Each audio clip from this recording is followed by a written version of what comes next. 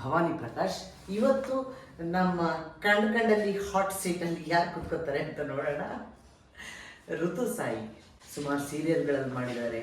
ಇವಾಗ ಪ್ರೆಸೆಂಟ್ ಆಗಿ ರಾಜ್ಕುಮಾರಿಯಲ್ಲಿ ಕಾಣಿಸ್ಕೊಳ್ತಾ ಇದ್ದಾರೆ. ದ ಬ್ಯೂಟಿಫುಲ್ ಋತು ಸಾಯಿ, ವೆಲ್ಕಮ್.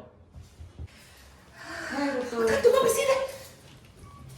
ಏನು ಬಿಸಿ ಇದೆ? ಏನು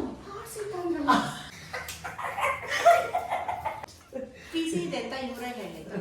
ಬಿಸಿ ಬಿಸಿ ಆಗಿತ್ತು. ಹಾಟ್ ಸೀಟಲ್ಲಿ ಕೂತಿದ್ದಾರೆ. ನನ್ನೇ ಹೆದರಿಸ್ಬಿಟ್ಲು ಒಂದು ಕ್ಷಣ. ಋತು, ನಾನೊಂದು ಯೂಟ್ಯೂಬ್ ಚಾನಲ್ ಓಪನ್ ಮಾಡಿದ್ದೀನಿ, ಲೈಫ್ ಇನ್ ಫ್ರೇಮ್ಸ್ ಅಂತ. ಓಕೆ, ಅದಕ್ಕೆ ನಿಮ್ದೊಂದು ಪುಟ್ಟ ಇಂಟರ್ವ್ಯೂ ಮಾಡೋಣ. ಅಂದ್ರೆ ನಿನ್ನ ಲೈಫ್ ಜರ್ನಿ, ಅಂದ್ರೆ ಅದು ಆಕ್ಟ್ರೆಸ್ ಆಗಿ ನೀನು ಯಾವ ತರ ಜರ್ನಿ ಮಾಡಿದ್ಯಾ ಅಂತ. ಮೊದಲಿಗೆ ನಾನು ಸೆಟ್ಟಿಗೆ ಬಂದಾಗೆಲ್ಲ ನೀನು ನಿನ್ನ ಪುಟಾಣಿ ಮಗು ಚಿಕ್ಕು ತನ್ನಿ ಅವಳನ್ನ ಕರ್ಕೊಂಡೇ ಬಂದಿರ್ತೀಯ, 9 ತಿಂಗಳು ಅವಳಿಗೆ. ಸೊ ಮಗುನ ಯಾವಾಗಲೂ ಶೂಟಿಂಗ್ ಕರ್ಕೊಂಡ್ ಬರ್ತೀಯ. ಕಾರಣ ಮನೇಲಿ ಯಾರಾದ್ರೂ ನೋಡ್ಕೊಳ್ತಾರ ಅಥವಾ ನೋಡ್ಕೊಳ್ಳೋರು ಇಲ್ವಾ? ನೋಡ್ಕೊಳ್ಳೋ ಇಲ್ಲ ಅಂತಲ್ಲ, ನೋಡ್ಕೊಳ್ಳಕ್ಕೆ ಅತ್ತೆ ಮಾವ ಇದ್ದಾರೆ. ಬಟ್ ಈಗ ಚಿಕ್ಕ ಮಗು ಇದೆ, ಹಾಲು ಕುಡಿಯೋ ಮಗು ಅಲ್ವಾ, ಬಿಟ್ಟು ಬರಕ್ಕಾಗಲ್ಲ. ಒನ್ಸ್ ಹಾಲು ಬಿಡಿಸಿದ್ಮೇಲೆ ಮನೇಲಿ ಬಿಟ್ಟು ಬರ್ತೀನಿ. ಸೂಪರ್. ನನ್ನ ವಾಯ್ಸ್ ಯಾಕೆ ಹಿಂಗಿದೆ ಅಂತ ನೀನು ಕೇಳಿಲ್ಲ. ಯಾಕೆ ಹಿಂಗಿದೆ? ಕೋಲ್ಡ್ ಆಗಿದೆ, ಕೆಮ್ಮಾಗಿದೆ ತುಂಬಾ. ಅದ್ರ ಸ್ವಲ್ಪ ವಾಲ್ಯೂಮ್ ಕೊಡು. ನಾವಿನ್ನು ಲೋ ಬಜೆಟ್ ಅಲ್ಲಿ ಮಾಡ್ತಾ ಇದೀವಿ. ಇವ್ರನ್ನ ನೋಡಿದ್ರೆ ನನಗೆ ಲೋ ಬಜೆಟ್ ಅಂತ ಅನ್ಸುತ್ತಾ? ಇಲ್ಲ ತಾನೆ. ಇಕ್ವಿಪ್ಮೆಂಟ್ಸ್ ತಗೊಂಡಿಲ್ಲ, ಏನೋ ಶುರು ಮಾಡ್ತಾ ಇದ್ದೀವಿ. ಈಗ ಋತು, ನೀನು ಎಷ್ಟು ವರ್ಷದಿಂದ ಇಂಡಸ್ಟ್ರಿಯಲ್ಲಿ ಇದೆಯಾ? ನಾನೊಂದು 15 to 16 ಆಗಿದೆ. ಎಷ್ಟು ಸೀರಿಯಲ್ ಮಾಡಿದ್ಯಾ? ಎಷ್ಟೊಂದು ಸೀರಿಯಲ್ ಮಾಡಿದ್ದೀನಿ. ಅಂದಾಜ್ ನಾನೇನ್ ಗೊತ್ತಾಕ, ಜಾಸ್ತಿ ಸೀರಿಯಲ್ ಮಾಡಿದ್ದೀನಿ ಅನ್ನೋದಕ್ಕಿಂತ ಒಂದೇ ಒಂದು ಪ್ರಾಜೆಕ್ಟ್ ಅಲ್ಲಿ ನನಗೆ ಒಂದು 6 ವರ್ಷ 7 ವರ್ಷ, ನಾನು ಯಾವ್ದಾದ್ರು ಒಂದು ಸೀರಿಯಲ್ ಮಾಡಿದ್ರೆ ಒಂದು 3 ವರ್ಷ 4 ವರ್ಷ ಲೈಕ್ ಹಂಗೆ 6 ತಿಂಗಳು 3 ತಿಂಗಳಿಗೆಲ್ಲ ನಾನು ಸೀರಿಯಲ್ ಬಿಟ್ಟು ಹೋಗಲ್ಲ. ಅದೇನೋ ನನ್ಗೆ ಗೊತ್ತಿಲ್ಲ, ಅದು ವೈಂಡಪ್ ಆಗಲ್ಲ. ಒಂದು 4 ವರ್ಷ 5 ವರ್ಷ 6 ವರ್ಷ 7 ವರ್ಷ ಲೈಕ್ ಹಿಂಗ್ ಬರುತ್ತೆ ನನ್ನ ಸೀರಿಯಲ್. ಈಗ ಪ್ರೆಸೆಂಟ್ ನಾನು ರಾಜ್ಕುಮಾರಿ ಮಾಡ್ತಾ ಇದ್ದೀನಿ, ಅದು ಇವರು ತಂಗಿ ಕ್ಯಾರೆಕ್ಟರ್ ಮಾಡ್ತಾ ಇದ್ದೀನಿ. ಇದು ಹೋಗ್ಲಿ ಒಂದು 3-4 ವರ್ಷ ನಿಮ್ಮ ಬಾಯಕ್ಕೆ ನಂಗೆ ಆಗ್ಲಿ. ಆಮೇಲೆ ನಿಮ್ಮ ಪ್ರೊಫೆಷನ್ ಆಕ್ಟಿಂಗ್ ಅಂದ್ರೆ ನೀವು ಇದನ್ನ ಚೂಸ್ ಮಾಡ್ಕೊಂಡಿದ್ದ ಅಥವಾ ಅದಾಗೆ? ಇಲ್ಲ ಅಕ್ಕ, ಖಂಡಿತ ಇಲ್ಲ. ನಾನು ಆರ್ಟಿಸ್ಟ್ ಆಗ್ಬೇಕು ಅಂತ ನಾನು ಅನ್ಕೊಂಡೇ ಇರ್ಲಿಲ್ಲ. ಯಾಕಂದ್ರೆ ನನ್ನ ಸ್ಕೂಲ್ ಡೇಸ್ ಅಲ್ಲೆಲ್ಲ ತುಂಬಾ ಹಿಂದೆ ಉಳ್ಕೊಳ್ತಾ ಇದ್ದೆ. ಅಂದ್ರೆ ಒಂದು ಯಾವುದೋ ಒಂದು ಗೇಮ್ಗಾಗ್ಲಿ, ಒಂದು ಸಣ್ಣ ಪುಟ್ಟ ಗೇಮ್ಗಾಗ್ಲಿ ಯಾವುದಕ್ಕೂ ನಾನು ಹೋಗ್ತಾ ಇರಲಿಲ್ಲ. ತುಂಬಾ ನಾಚಿಕೆ. ಯಾರಾದ್ರೂ ಮುಂದೆ ನಿಂತ್ಕೊಂಡ್ರೆ ನಾನು ಈ ಹಿಂದೆ ನಿಂತ್ಕೊಂಡಿರ್ತಿದ್ದೆ. ಅದೇ ನಾನು ಕಲಾವಿದ ಆಗ ಅಂತ ನನಗೆ ಗೊತ್ತಿಲ್ಲ. ಇದು ಗಾಡ್ ಗಿಫ್ಟ್. ಹೌದು, ಕಲೆ ಅನ್ನೋದು ಎಲ್ರಿಗೂ ಒಲಿಯಲ್ಲ. ಅಂದ್ರೆ ಸರಸ್ವತಿ ಒಂದ್ಸರಿ ಒಬ್ರಿಗೆ ಒಲಿದ್ಲು ಅಂದ್ರೆ ಅವರು 100% ಅದಕ್ಕೇನೆ ಮೀಸಲಾಗಿರ್ತಾರೆ. ಹಂಗೆ ನೀನ್ ತುಂಬಾ ಬ್ಯೂಟಿಫುಲ್ ಆಗಿದ್ಯಾ. ಆಮೇಲೆ ನಿನ್ನ 2 ಮಕ್ಕಳು ಬ್ಯೂಟಿಫುಲ್ ಆಗಿದ್ದಾರೆ. 2 ಮಕ್ಕಳು ಅಂತ ನಾನೇ ಹೇಳ್ಬಿಟ್ಟೆ. ಈಗ ಇವಳನ್ನೇ ಕೇಳ್ತೀನಿ, ಈಗಿನ ಕಾಲದಲ್ಲಿ ಎಲ್ಲರೂ ಒಂದೇ ಮಗು ಬೇಕು ಅಂತ ಅನ್ಕೊಳ್ಳೋಂಥ ಸಮಯ. ಈ ಟೈಮಲ್ಲಿ ನೀನು 2 ಮಕ್ಕಳ ತಾಯಿ. ನನಗೇನೋ ನೀ 2 ಮಕ್ಕಳು ತಾಯಿ ಅಂತ ಅನ್ಸಲ್ಲ, ಮಗು ನೋಡ್ಬಿಟ್ಟು ಅನ್ಸುತ್ತೆ. ಸೊ 2 ಮಕ್ಕಳು ಏನಕ್ಕೆ? ಅದು ಹೆಣ್ಮಕ್ಳು. ನನಗೆ ಈ ಹೆಣ್ಮಕ್ಳು ಗಂಡು ಮಕ್ಳು ಆ ಥರ ಎಲ್ಲ ಏನೂ ಇಲ್ಲ. ನಮ್ಗೆ ತುಂಬಾ ಆಸೆ 2 ಮಕ್ಳು ಬೇಕು ಅಂತ. ಆದ್ರೆ ನನಗೆ ಇಲ್ಲ, ಒಂದೇ ಒಂದು ಮಗು ಸಾಕು. ಗಂಡಾದ್ರೂ ಸರಿ ಹೆಣ್ಣಾದ್ರೂ ಸರಿ 1 ಮಗು ಸಾಕು ಅಂತ. ಇಲ್ಲ, ನನಗೆ 2 ಮಕ್ಳು ಬೇಕು ಅಂತ. ಅದ್ ಯಾಕೆ ಅಂತ ನನ್ಗೆ ಗೊತ್ತಿಲ್ಲ. ಸಿಬ್ಲಿಂಗ್ಸ್ ಅಂದ್ರೆ ಯಾರು ಇರಲೇಬೇಕು, ನನಗೆ ಕಷ್ಟ ಸುಖ ಹಂಚಿಕೊಳ್ಳೋದಿಕ್ಕೆ ಅಂತ.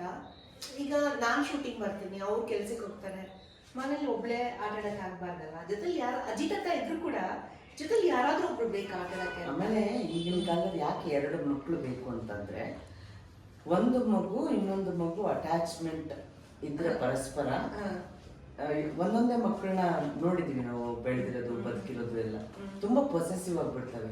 ಸೊ ಅವಕ್ಕೆ ಏನು ಅಂತಂದ್ರೆ ಬರೀ ನಂದು ನಾನು ಹಂಚಿ ತಿನ್ನುವಂಥದ್ದು ಅಭ್ಯಾಸ ಇರಲ್ಲ. ಸೊ ಹಾಗಾಗಿ 2 ಮಕ್ಕಳು ಇರೋದು ಒಳ್ಳೇದು. ಅಂದ್ರೆ ಪರಸ್ಪರ ಆಗ್ತವೆ. ಅದು ಚಿಕ್ಕ ಒಂದು ಸಣ್ಣ ಏಜ್ ಗ್ಯಾಪ್ ಅಲ್ಲೇ ಮಾಡ್ಕೊಂಡ್ಬಿಡ್ತೇವೆ. ನಾನು ಹಂಗೆ ಅನ್ಕೊಂಡಿದ್ದು, ಒಂದು ಮಗುಗೆ 1-1.5 ವರ್ಷ ಗ್ಯಾಪ್ ಇದ್ರೆ ಚೆನ್ನಾಗಿರುತ್ತೆ ಅಂತ. ಆದ್ರೆ ನನ್ನ ಪಾಪುಗೆ 4 years, ಕರೆಕ್ಟ್ 4 years ಆಗ 4 ವರ್ಷ ಗ್ಯಾಪು. ಆದ್ರೆ ಆತರ ಯಾರು ಮಾಡ್ಕೋಬೇಡಿ ಅಂತ ಹೇಳ್ತೀನಿ. ಯಾಕಂದ್ರೆ ನಾನು ಅನುಭವಿಸ್ತಾ ಇದೀನಿ. ಕಣ್ಣಿಗೆ ಓಪನ್ ಆಗಿರ್ಬೇಕು, ಕಣ್ಣಿಗೆ ಬ್ಲಿಂಕ್ ಮಾಡಂಗಿಲ್ಲ. ಯಾಕಂದ್ರೆ ಮಮ್ಮ ಅವಳ ಎತ್ಕೊಂಡಿದ್ಯಾ, ನನ್ನನ್ನು ಎತ್ಕೊ, ಅವಳನ್ನ ಬೇಬಿ ಅಂತ ಕರಿತಿದ್ಯಾ, ನನ್ನನ್ನು ಬೇಬಿ ಅಂತ ಕರಿ. ಲೈಕ್ ಹಿಂಗೆ ಅವಳ ಸಾಕ್ಸ್ನ ಇವಳು ಹಾಕೊಳ್ತಾಳೆ. ಅಂದ್ರೆ ಅವಳಿಗೆ ಏನಂದ್ರೆ ಇಷ್ಟು ವರ್ಷ ಆದ್ಮೇಲೆ ಯಾರೋ ಬಂದ್ಬಿಟ್ಟಿದಾರಲ್ಲ, ಮಮ್ಮ ಪ್ರೀತಿನ ಶೇರ್ ಮಾಡ್ತಿದ್ರಲ್ಲ, ಪಪ್ಪ ಪ್ರೀತಿನ ಶೇರ್ ಮಾಡ್ತಿದ್ರಲ್ಲ ಅನ್ನೋದು ಬಂದ್ಬಿಡುತ್ತೆ. ಒಂದು 1.5-2 years ಒಳಗಡೆ ಮಾಡ್ಕೋಬೇಕು, ಅಷ್ಟೇ ಏಜ್ ಗ್ಯಾಪ್ ಸಾಕು. 4 ವರ್ಷ ಎಲ್ಲ ಜಾಸ್ತಿ ಆಯ್ತು. ಇದು ನಾವು ಮೆಟರ್ನಿಟಿ ಇದ್ರ ಬಗ್ಗೆ ಮಾತಾಡ್ತಾ ಇದ್ದೀವಿ ಜಾಸ್ತಿ. ಎಷ್ಟೋ ಜನ ಹೆಣ್ಮಕ್ಳಿಗೆ ಬೇಕು, ಆಮೇಲೆ ಇನ್ಫಾರ್ಮೇಶನ್ ಗೊತ್ತಿರಲ್ಲ ಕೆಲವರಿಗೆ. ಸೊ ನೀವು 2 ಮಕ್ಕಳನ್ನ ಹ್ಯಾಂಡಲ್ ಮಾಡ್ಕೊಂಡು ಮನೇನ ಮೇಂಟೈನ್ ಮಾಡ್ಕೊಂಡು ಶೂಟಿಂಗೂ ಬಂದು ಮಗುನೂ ಕರ್ಕೊಂಡು ಬರ್ತೀರಾ, ಹೆಂಗೆ ಇದೆಲ್ಲ ನಿಮ್ಮ ಕೈಲಿ ಸಾಧ್ಯ? ಇದಕ್ಕೆಲ್ಲ ಒಬ್ಬರು ಕಾರಣ, ನನ್ನ ಗಂಡ. ತುಂಬಾ ಸಪೋರ್ಟಿವ್ ಅವರಂತೂ, ಪ್ರತಿಯೊಂದಕ್ಕೂ ಅಷ್ಟೇ. ಅವರು ಎಷ್ಟು ಪ್ರೀತಿಸ್ತಾರೆ ಅಂತಾರೆ ನನ್ನನ್ನಾಗಲಿ ನನ್ನ ಮಕ್ಕಳನ್ನಾಗಲಿ. ಅದಕ್ಕಿಂತ ಹೆಚ್ಚಾಗಿ ನನ್ನ ಕೆಲ್ಸಕ್ಕೆ ತುಂಬಾ ಗೌರವ ಕೊಡ್ತಾರೆ. ನನ್ನ ಮೇಕಪ್ ಕಿಟ್ ಏನಾರ ಕೆಳಗಡೆ ಇಟ್ಬಿಟ್ರೆ ಅವರೇ ತೆಗೆದಿಟ್ಟು ನಮಸ್ಕಾರ ಮಾಡ್ಕೊಳ್ತಾರೆ, ಯಾಕಂದ್ರೆ ನನ್ನ ಕೆಲಸ. ಸೊ ಹಾಗಾಗಿ ಅವ್ರು ತುಂಬಾ ನನಗೆ ನನ್ನ ರೈಟ್ ಹ್ಯಾಂಡ್ ಅವರು. ಓ ಸೂಪರ್. ಅವರ ಪ್ರೊಫೆಷನ್ ಏನು? ಕ್ರಿಕೆಟ್. ಏನು ಅವರು ಕ್ರಿಕೆಟ್ ಇದ್ರಲ್ಲಿ? ಕ್ರಿಕೆಟ್ ಅಂತಾರೆ, ಅವರು ಹೇಳ್ಕೊಡ್ತಾರೆ. ನಮ್ದೇ ಕ್ಯಾಂಪ್ ಸಹ ಇದೆ, ಮತ್ತೆ ಅವರೊಂದು ಸ್ಕೂಲಲ್ಲಿ ಕೂಡ ಅವರು ಒಂದು ಪಾರ್ಟ್ನರ್ ಅಲ್ಲಿ ವರ್ಕ್ ಮಾಡ್ತಾ ಇದ್ದಾರೆ. ಮತ್ತೆ ನಮ್ದೇ ಓನ್ ಕ್ಯಾಂಪ್ ಕೂಡ ಇದೆ ಒಂದು, ಇನ್ನೊಂದು ಜೊತೆಲಿ ಅವರು ಟೈ ಅಪ್ ಆಗಿದ್ದಾರೆ. ಸೊ ಹಾಗಾಗಿ ನಮ್ದು ಕೆಲಸ ಅಂತಂದ್ರೆ ಅವ್ರದ್ದು ಕ್ರಿಕೆಟ್. Okay, sports. ಸೊ ಹಾಗಾಗಿ ಅವರು ಎಲ್ಲಾನು ಸ್ಪೋರ್ಟಿವ್ ಆಗೇ ತಗೋತಾರೆ ಅಂತ ಅನ್ಕೊಂಡಿದ್ದೀನಿ. ಆಮೇಲೆ ನಾನು ಯಾವಾಗಲೂ ಇಲ್ಲಿ ಸೆಟ್ಟಲ್ಲಿ ಇದ್ದಾಗ ಏನೋ ನೀವು ನಿಮ್ಮ ಯಜಮಾನರನ್ನ ಯಾವುದೋ ಹೆಸರಲ್ಲಿ ಕರಿತೀರಾ? ಅಜ್ಜು, ಪಾಂಚು. ಪಾಂಚು ಅಂದ್ರೆ? ಪಾಂಚು ಅಂತ ಅಂದ್ರೆ ಅದು ಅವ್ರ ಮನೇಲಿ ಅವ್ರ ತಾತ ಇಟ್ಟಿದಂತ ಹೆಸರು. ಯಾಕೆ ಅಂದ್ರೆ ಅವ್ರದ್ದು ಮನೆ ಟೈಟಲ್ ಹೆಸರು ಬೃಂದಾವನ. ಅವ್ರ ಹೆಸರು ನವನೀತ್ ಅಂತ. ಮನೇಲಿ ಹುಟ್ಟಿದ ಮಗು ಅಲ್ವಾ, ಮೊದಲನೇ ಮಗು, ಗಂಡು ಮಗು ಹುಟ್ಟಿದೆ. ಸೊ ಹಂಗಾಗಿ ಪಂಚಜನ್ಯ ಅಂತ ಹೆಸರಿಡ್ಬೇಕು ಅಂತ ಹೇಳಿ ಪಾಂಚು. ಓಕೆ. ಸೊ ಮನೇಲಿ ಅಂದ್ರೆ ನಾನು ಇದು ಸ್ವಲ್ಪ ಪರ್ಸನಲ್ ಆಗತ್ತೆ, ನಿಮ್ಮ ಫ್ಯಾಮಿಲಿ ಬ್ಯಾಕ್ ಗ್ರೌಂಡ್ ಏನಿರ್ಬೋದು? ಅಂದ್ರೆ ಕಲಾವಿದರಿಗೆ ಎಲ್ರಿಗೂ ಒಂದು ಬ್ಯಾಕ್ ಗ್ರೌಂಡ್ ಅಂತ ಇರುತ್ತೆ. ಹೌದಕ್ಕ, ಇರುತ್ತೆ. ಬಟ್ ನನ್ನಂದ್ರೆ ಏನಂದ್ರೆ ನನ್ನೊಂದು ಕೆಟ್ಟ ಒಂದು ಪ್ರಪಂಚದಲ್ಲಿ ಇವಾಗ ನಾನು ಎಷ್ಟು ಖುಷಿಯಾಗಿ ಕುತ್ಕೊಂಡು ಮಾತಾಡ್ತಾ ಇದೀನಿ, ನಗ್ನಗ್ತಾ ಇದೀನಿ. ನನ್ನ ಮುಖದಲ್ಲಿ ಒಂದು ನಗು ಕಾಣಿಸ್ತಾ ಇದೆ, ನನ್ನ ಮುಖದಲ್ಲಿ ಈ ಬ್ಯೂಟಿಫುಲ್ ಕಳೆ ಕಾಣಿಸ್ತಾ ಇದೆ ಅಂದ್ರೆ ಅದಕ್ಕೆ ನನ್ನ ಗಂಡ ಕಾರಣ. ಯಾಕಂದ್ರೆ ಅಮ್ಮ ಹೋದ್ಮೇಲೆ ಈ ಪ್ರಪಂಚನೇ ಮುಳುಗೋಯ್ತು. ಈ ಒಂದು ಕೆಟ್ಟ ಪ್ರಪಂಚದಲ್ಲಿ ಹೆಂಗಪ್ಪ ಬದುಕೋದು ಅಂತ ತುಂಬಾ ಅನ್ಸಿತ್ತು. ಎಷ್ಟೋ ಸರಿ ಅಳ್ತಾ ಮಲ್ಕೊಂಡಿದೀನಿ, ಊಟ ಮಾಡ್ತಾ ಇರಲಿಲ್ಲ, ಸರಿಯಾಗಿ ನಿದ್ದೆ ಮಾಡ್ತಾ ಇರಲಿಲ್ಲ. ಅಮ್ಮ ಹೋಗ್ಬಿಟ್ರು, ಈ ಪ್ರಪಂಚದಲ್ಲಿ ಹೆಂಗ್ ಬದುಕೋದು, ಯಾರನ್ನ ಅಮ್ಮ ಅಂತ ಕರೆಯೋದು, ನಮ್ ಕಷ್ಟ ಸುಖಕ್ಕೆ ಯಾರಾಗ್ತಾರೆ ಈ ಒಂದು ಕೆಟ್ಟ ಪ್ರಪಂಚದಲ್ಲಿ ಅಂತ. ಈ ಕೆಟ್ಟ ಪ್ರಪಂಚ ನಿಜವಾಗ್ಲೂ ಇದೊಂದು ದೊಡ್ಡ ಕೆಟ್ಟ ಪ್ರಪಂಚ. ಸಾರಿ ಇಂಟರ್ಫಿಯರ್ ಆಗ್ತಿದೆ, ಆಮೇಲೆ ಮುಂದುವರೇನ. ಕೆಟ್ಟ ಪ್ರಪಂಚ ಯಾಕೆ ಅಷ್ಟೊಂದು? ಯಾಕೆ ಅಂತಂದ್ರೆ ತುಂಬಾ ಜನಗಳು ಹೆಂಗೆ ಅಂತಂದ್ರೆ ಹಿಂದೆ ಒಂದು ಮುಂದೆ ಒಂದು ಮಾತಾಡ್ತಾರೆ. ಮುಂದೆ ಹಾಯ್ ಋತು, ಹಲೋ ಋತು, ವಾ ಬ್ಯೂಟಿಫುಲ್, ಚೆನ್ನಾಗಿದ್ಯಾ, ಹಂಗೆ ಹಿಂಗೆ. ನಿಮ್ಮಮ್ಮ ಹೋಗ್ಬಿಟ್ರಾ, ಅಯ್ಯೋ ಪಾಪ ಇಷ್ಟು ಚಿಕ್ಕ ವಯಸ್ಸಿಗೆ ಹೋಗ್ಬಾರ್ದಾಗಿತ್ತು, ಹಂಗೆ ಹಿಂಗೆ ಮುಂದೆ ಮಾತಾಡ್ತಾರೆ. ಹಿಂದೆಗಡೆ ಇನ್ನೊಂದ್ಸಲ ಮಾತಾಡ್ತಾರೆ. ಸೊ ಲೋಕ ರೂಢಿನೇ. ಬಟ್ ಏನ್ ಗೊತ್ತಾ, ಅದು ನನ್ಗೆ ನನ್ನ ಮನ್ಸಿಗೆ ಅನ್ಸಿದ್ದು ಈಗ ಒಂದು ಕೆಟ್ಟ ಪ್ರಪಂಚದಲ್ಲಿ ಅಂತ ಅಂದ್ಬಿಟ್ಟು ನಂಗೊಂದು ಮದುವೆನೇ ಆಗ್ಬಾರ್ದು ಅಂತ ನಾನು ಡಿಸೈಡ್ ಮಾಡಿದ್ದೆ. ನಮ್ಮಪ್ಪ ಅದನ್ನೇ ಹೇಳ್ತಾ ಇದ್ರು, ನೋಡಮ್ಮ ನಾನು ಗೌರ್ಮೆಂಟ್ ಎಂಪ್ಲಾಯ್, ನಾನು ಸಾಯೋವರೆಗೂ ನನಗೆ ತಾಯಿ ತರ ನನಗೆ ಗೌರ್ಮೆಂಟ್ ಇಂದ ದುಡ್ಡು ಕೊಡ್ತಾರೆ, ಪೆನ್ಷನ್. ನಾವು ಆರಾಮಾಗಿ ನಾವು ಜೀವನ ಸಾಗಿಸ್ಕೊಂಡು ಹೋಗ್ಬೋದು. ನಮ್ಮ ಸ್ವಂತ ಮನೆ ಇಲ್ಲ. ಆಮೇಲೆ ನಮ್ಮ ಸ್ವಂತ ಮನೆ ಯಾಕಿಲ್ಲ ಅಂತಂದ್ರೆ, ಇದೇ ಬೆಂಗಳೂರಲ್ಲೇ ನಾವು ಸೈಟ್ ಕೂಡ ಇತ್ತು, ಚಿಕ್ಕ ವಯಸ್ಸಲ್ಲೇ ಮಾರ್ಬಿಟ್ಟಿದ್ರಂತ ಅಪ್ಪ, ಇದು ಸ್ವಲ್ಪ ಕಷ್ಟ ಅಂತ ಹೇಳಿ. ಇನ್ನೊಂದು ಕೂಡ ಏನೋ ತಗೊಂಡಿದ್ರು ಅವರು. ನಮ್ಮಮ್ಮನಿಗೆ ಸ್ವಲ್ಪ ಏನೋ ಬ್ರೈನಲ್ಲಿ ಬ್ಲಡ್ ಕ್ಲಾಟ್ ಆಗಿತ್ತು ಸುಮಾರು ವರ್ಷಗಳಿಂದ. ಆ ಒಂದು ಟ್ರೀಟ್ಮೆಂಟ್ಗೆ ದುಡ್ಡು ಇರ್ತಾ ಇರ್ಲಿಲ್ವಲ್ಲ, ಆಗ ಗೌರ್ಮೆಂಟ್ ಎಂಪ್ಲಾಯ್ ಹೇಳ್ಕೊಳ್ಳೋದಿಕ್ಕೆ ಅದನ್ನ ಮಾರಿ ನಮ್ಮ ಅಪ್ಪ ನಮ್ಮ ಅಮ್ಮನಿಗೆ ಟ್ರೀಟ್ಮೆಂಟ್ ಅಂತ ಕೊಡಿಸಿದ್ರು. ಸೊ ಹಾಗಾಗಿ ಆಯ್ತು ಬಿಡಮ್ಮ, ನನ್ನ ಹತ್ರ ಏನೋ ಆಸ್ತಿ ಪಾಸ್ತಿ ಇಲ್ಲದೆ ಇರಬಹುದು, ಆದ್ರೆ ನಿನ್ನನ್ನ ನಾನು ಸಾಕುವಷ್ಟು ಕೆಪಾಸಿಟಿ ನನಗಿದೆ. ನೀನ್ ಮದುವೆ ಮಾಡ್ಕೊಳ್ಳೇ ಇದ್ರು ನಾನು ನಿನ್ನ ಸಾಕ್ತೀನಿ, ಆಯ್ತಾ?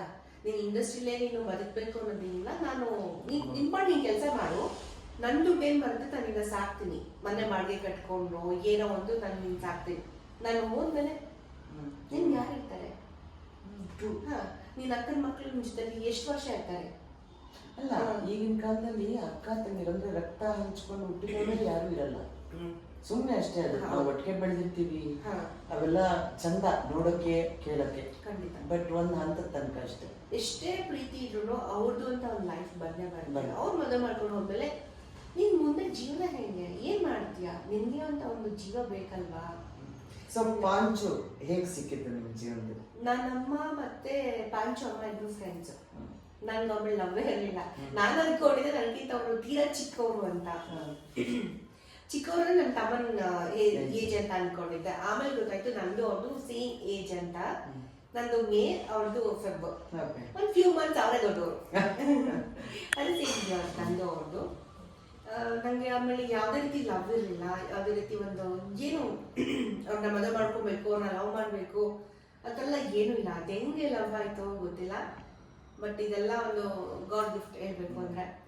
ಅಪ್ಪ ಅಮ್ಮ ಸದ್ಯಕ್ಕೆ ನನಗೆ ಪ್ರೆಸೆಂಟ್ ಭೂಮಿ ಮೇಲೆ ಇಲ್ಲ. ಅಂದರೆ ನನ್ನ ಅಪ್ಪ ಅಮ್ಮನ ಸ್ಥಾನದಲ್ಲಿ ಪಾಂಚು ಇದೆ. ಗಂಡನೂ ಹೌದು, ಅಪ್ಪ ಅಮ್ಮನೂ ಹೌದು, ಎನಿಮಿನೂ ಹೌದು. ಒಂದು ಮಗು ಥರ ಅವ್ರು ಹೇಳಬೇಕು ಅಂತ. ಒಟ್ಟು 3 ಮಕ್ಕಳು ನಿಮಗೆ? 3 ಮಕ್ಕಳು, 2 ಗಂಡು ಅಥವಾ 1 ಗಂಡು 2 ಹೆಣ್ಣು. Super super. ಸೊ ಇವಾಗ ಮುಂದೆ ಈಗ ಮಕ್ಕಳು ಈಗ ಬೆಳೀತಾ ಇದ್ದಾರೆ, ಇನ್ನೂ ಚಿಕ್ಕದು, ಇನ್ನೊಂದು ಸ್ವಲ್ಪ 4 ವರ್ಷದವಳು. ಸೊ ಇದ್ರ ಜೊತೆಗೇನೆ ನೀವು ಈಗ ಮನೆಯಲ್ಲಿ ಬಿಟ್ಟು ಬಂದ್ರು ನಾನು ಅನುಭವಿಸಿದ್ದೀನಿ. ಮಗುನ ಮನೇಲಿ ಬಿಟ್ಟು ಶೂಟಿಂಗ್ ಬಂದಾಗ ಎಷ್ಟು ಸಮಸ್ಯೆಗಳಿರುತ್ತೆ ಅಂತ. ಬೇಗ ಹೋಗ್ಬೇಕು ಅನಿಸ್ತಿರುತ್ತೆ, ಒಂಥರ ಮನೆ ಕಡೆನೇ ಜ್ಞಾಪಕ. ಇಲ್ಲಿ ನಾವೇನೇ ಕೆಲಸ ಮಾಡ್ತಿರೋ ನನ್ನ ಮನಸ್ಸಲ್ಲಿ ಅಲ್ಲೇ ಇರುತ್ತೆ. ಪಾಪು ಏನು ಮಾಡಿದೆ. ಇನ್ನೊಂದು ಹೇಳಬೇಕು ಅಂದರೆ ಎಸ್ಪೆಷಲಿ ನಮ್ಮ ಅತ್ತೆಗೆ ಥ್ಯಾಂಕ್ ಯು ಹೇಳಬೇಕು. ಈಗ ಒಂದು ಫ್ಯೂ ಮಂತ್ಸಿಂದ ನಮ್ಮ ಅತ್ತೆ ಪಾಪುನ ನೋಡ್ಕೊಳ್ತಾ ಇದ್ದಾರೆ, ನಮ್ಮ ದೊಡ್ಡ ಮಗಳನ್ನ. ಅದಕ್ಕೆ ಮುಂಚೆ ನಾನು ಡೇ ಕೇರ್ಗೆ ಹಾಕಿದ್ದೆ. ತುಂಬ ಹೊಟ್ಟೆ ಉರಿತಾ ಇತ್ತು, ಯಾಕಂದರೆ ಮಕ್ಕಳಿಗೆ ತಿಳಿಸ್ತಿರಲಿಲ್ಲ ಸರಿಯಾಗಿ.